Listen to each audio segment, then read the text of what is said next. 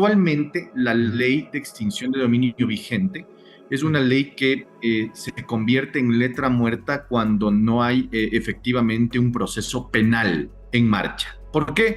Porque todavía está estableciendo una responsabilidad en relación a la extinción de dominio cuando existe un proceso penal en marcha o en su defecto existe una sentencia ejecutoriada, porque confunde todavía en ciertos aspectos la ley actual, la responsabilidad penal con la responsabilidad que tiene respecto del dominio de los bienes civilmente hablando en esta persona que se encuentra involucrada dentro del proceso de extinción de dominio. En términos generales, lo que se suscita actualmente con la ley es que no se la puede aplicar de manera, digamos, positiva, dinámica, porque va a depender de la condición penal de la persona involucrada. De tal manera que si es que esa persona involucrada es inocente dentro de un proceso penal, sus bienes igual van a tener ese mismo destino.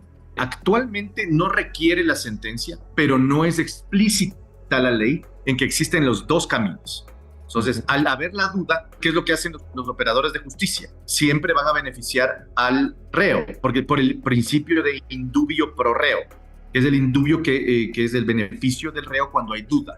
Entonces, cuando hay duda, lo que está pasando actualmente es que se está beneficiando al debido proceso, entre comillas, para evitar el comiso y evidentemente devolver los bienes o los bienes mantenerse en un estado en donde la persona involucrada todavía tiene influencia. Entonces, nuestro interés es quitarle esa influencia de manera definitiva, ya hacer la extinción de dominio y pese a que el señor pueda estar involucrado o ser declarado inocente, ya su patrimonio ya forma parte del acervo estatal y ya no tendría que estar involucrado dentro del proceso judicial. Nuestra propuesta es dividir, es decir, el proceso de extinción de dominio debe ser un proceso absolutamente diferente al del procedimiento penal. Más allá de la culpabilidad o la inocencia de los involucrados, los patrimonios tienen que ser considerados como patrimonios autónomos, no tanto, digamos así, como se establece en los fideicomisos actualmente, que son patrimonios autónomos para la inversión, sino como patrimonios autónomos en relación al origen de los recursos que se encuentran en esos patrimonios.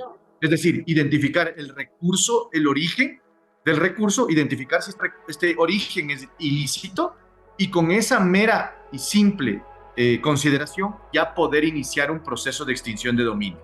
De tal manera que independientemente de si sea inocente o sea declarado inocente o sea culpable o sea declarado culpable, los involucrados, los patrimonios ya van a pasar a manos del Estado para evitar que se dilate la justicia al poder establecer la extinción de dominio e igualmente permitir, digamos, a la legalidad, a la institucionalidad del Estado, tener la fuerza y la capacidad para poder inmediatamente intervenir los patrimonios y evitar que estos se desagreguen, se dispersen en la economía para evitar su lavado y por ende ya su legalización, entre comillas, ¿no?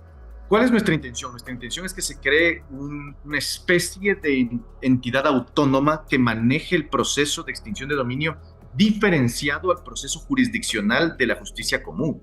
Porque si es que nos metemos en el proceso jurisdiccional de la justicia común, estamos volviendo al mismo esquema anterior, que básicamente es esperar 7 años, 5 años para tener una sentencia o la culpabilidad de una persona involucrada para poderle declarar, digamos, su patrimonio extinto.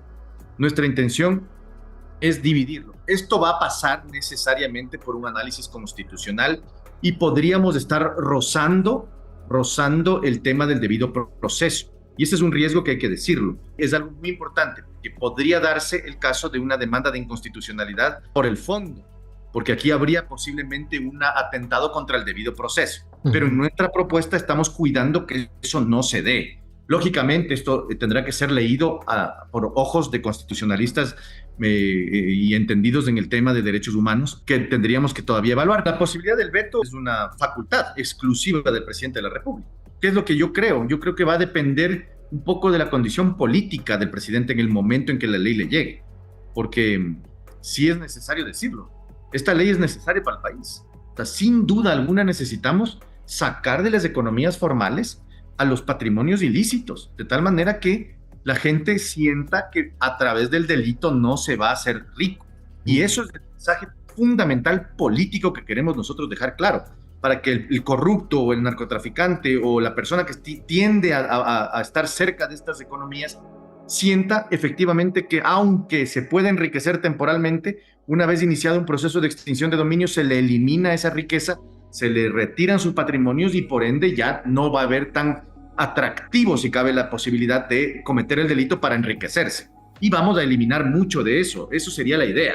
Sí, yo creo que el presidente podría tomar esa decisión de acuerdo a la condición política del momento. Todavía yo creo que estamos en un buen momento político para hacerlo, pero puede cambiar. Tú sabes que además en la política ecuatoriana todo va a depender de los gustos y pareceres de las personas.